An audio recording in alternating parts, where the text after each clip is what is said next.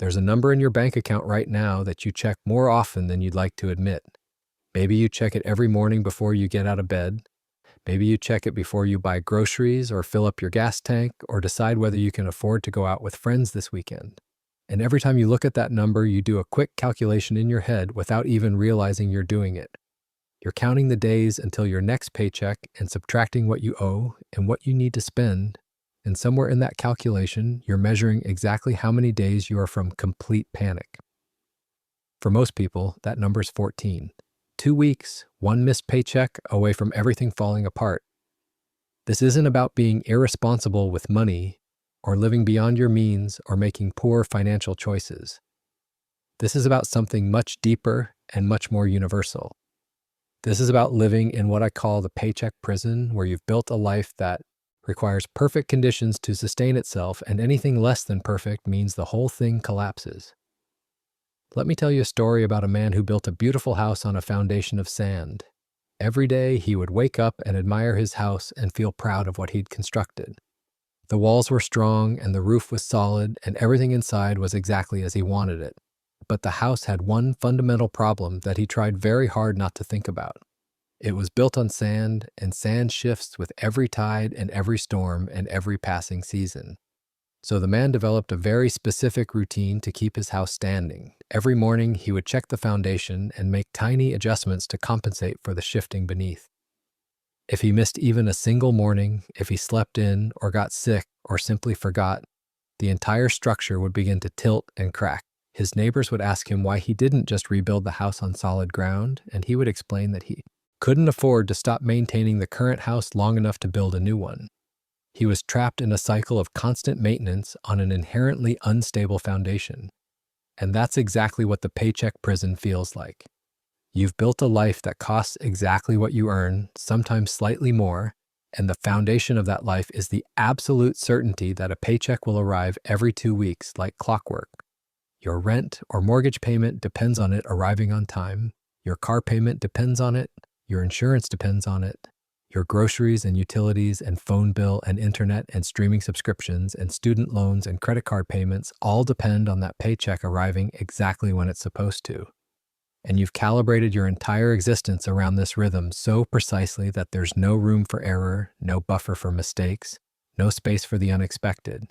You're not living paycheck to paycheck because you're financially irresponsible. You're living paycheck to paycheck because you've been forced to build a life on an inherently unstable foundation, and now you're trapped maintaining it. Here's what most people don't understand about the paycheck prison. It's not actually about the amount of money you make.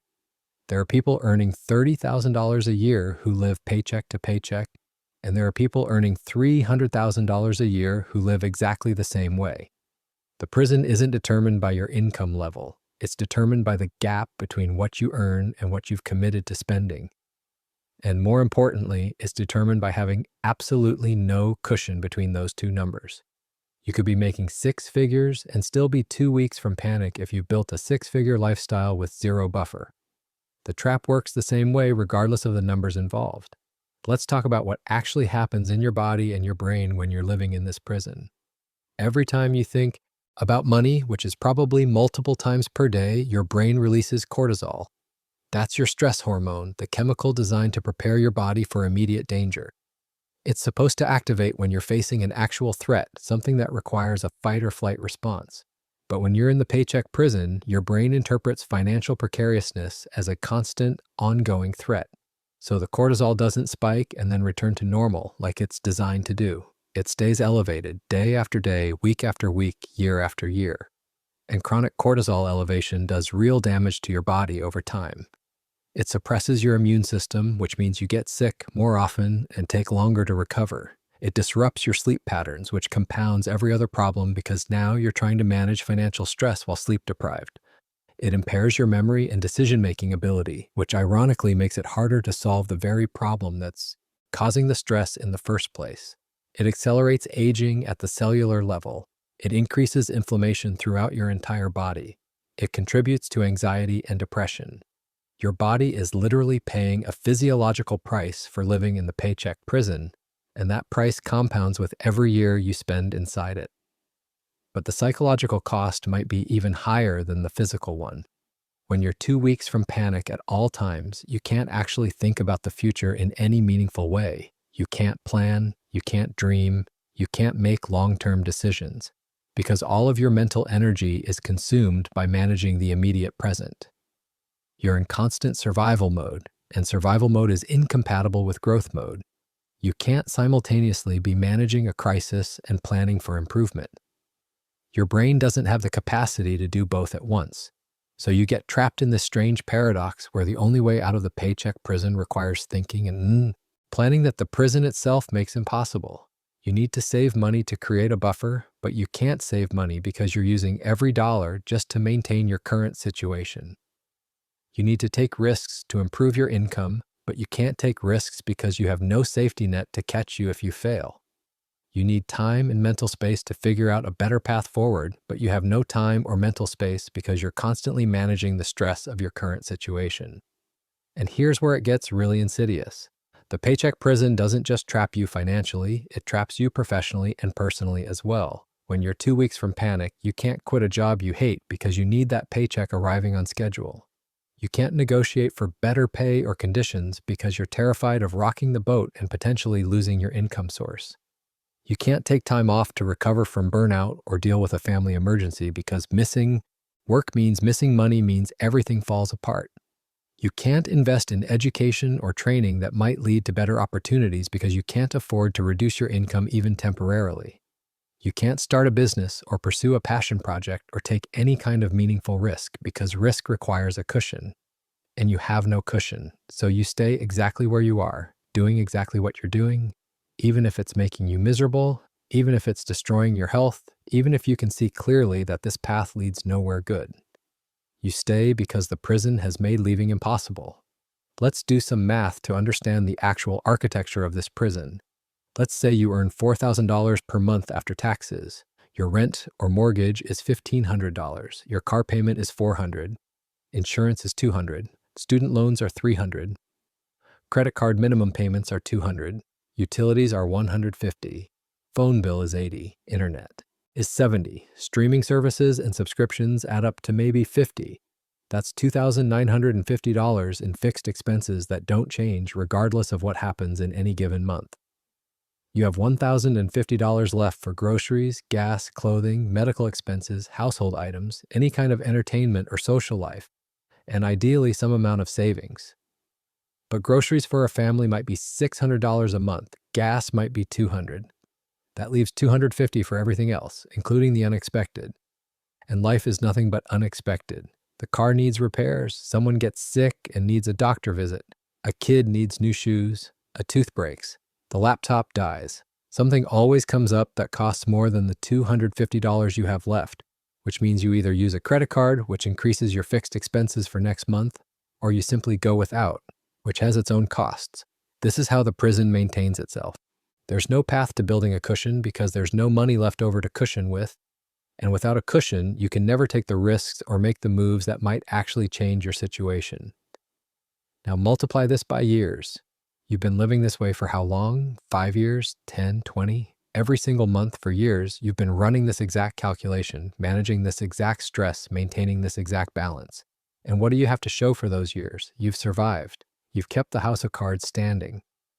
But you haven't actually moved forward in any meaningful way. You're in roughly the same position you were in 5 years ago, maybe with a slightly higher salary that's been completely consumed by a slightly higher cost of living.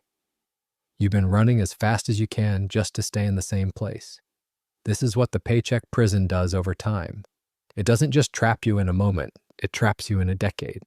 There's a Zen teaching about a farmer who owned a horse. One day the horse ran away and all the neighbors said how terrible this was.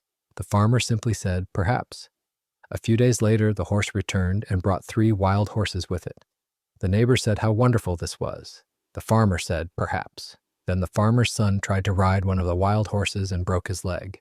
The neighbors said how terrible. The farmer said, perhaps. Then the army came through the village, conscripting young men for war, but they didn't take the farmer's son because of his broken leg. The neighbors said how fortunate. The farmer said, perhaps.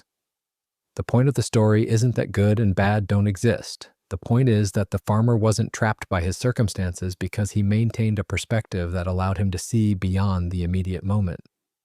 But when you're in the paycheck prison, you can't maintain that kind of perspective. You can't say perhaps when your car breaks down or someone gets sick or an unexpected expense arrives, because those things aren't philosophical questions for you. They're immediate threats to your ability to survive the next 2 weeks. The prison robs you of the mental space to think beyond crisis management. Here's what the prison looks like in daily life. You walk past a coffee shop and automatically calculate whether you can afford a coffee today or if that $3 needs to go toward something else. You get invited to a friend's birthday dinner and your first thought isn't whether you want to go or whether you'll have fun. Your first thought is whether you can afford to go and how you'll manage the cost without throwing off your careful budget for the week. You see a book you want to read or a movie you want to see or an experience you'd like to have. And instead of simply deciding based on interest or desire, you run a financial calculation first. Every single decision, no matter how small, is filtered through the question of whether you can afford it right now, given the precarious balance of your current financial situation. This is exhausting in ways that are hard to articulate if you haven't experienced it. It means you're never actually present in your life because part of your brain is always running those calculations in the background. And the worst part is that this affects how you see yourself. When you're trapped in the paycheck prison for long enough, you start to internalize it as a personal failure rather than a structural problem. You look around and see other people who seem to have their financial lives together, and you assume you must be doing something wrong. You must be bad with money, you must lack discipline, you must have made poor choices. And yes, individual choices matter to some degree. But what you're not seeing is that those other people either started with a cushion they didn't have to build themselves, or they're just better at hiding the fact that they're in the same prison you are. The prison is designed to make you feel like it's your fault you're trapped inside it. That's part of how it maintains itself. If you believe it's a personal failure, you won't question the system that created the prison in the first place. So here's the only question that actually matters when you think about your relationship with money and work and financial stability. How many paychecks are you away from complete crisis? For most people, the answer is 1 or 2. 1 missed paycheck and you can't make rent. 2 missed paychecks and you're facing real disaster. And here's what that means in practice. It means you're not actually free in any meaningful sense. You can't leave a bad job. You can't take time to recover from burnout. You can't pursue opportunities that might require short-term sacrifice. You can't say no to unreasonable demands from your employer. You can't take the risk that growth and change always require. Because doing any of those things means potentially missing a paycheck. And missing a paycheck means the carefully balanced house of cards you've constructed comes tumbling down. Tomorrow morning, you'll wake up and check your bank account again. You'll run that mental calculation one more time, counting the days until your next paycheck and measuring how close you are to the edge. And the day after that, you'll do it again.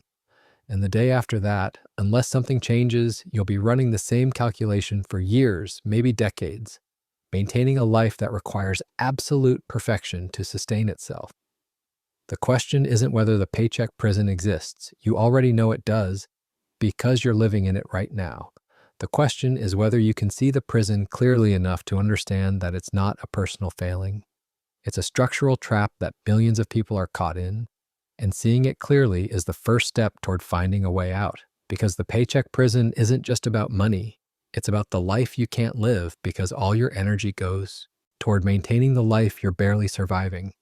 It's about the dreams that die slowly because you can never quite get stable enough to pursue them. It's about the person you might have become if you'd had the space and freedom to grow instead of just survive. 2 weeks from panic isn't a financial status. It's a way of existing in the world, and it shapes everything about how you move through your days. Sit with that, not to feel guilty or shamed, but to see it clearly, because you can't change what you can't see. And right now, you're seeing it.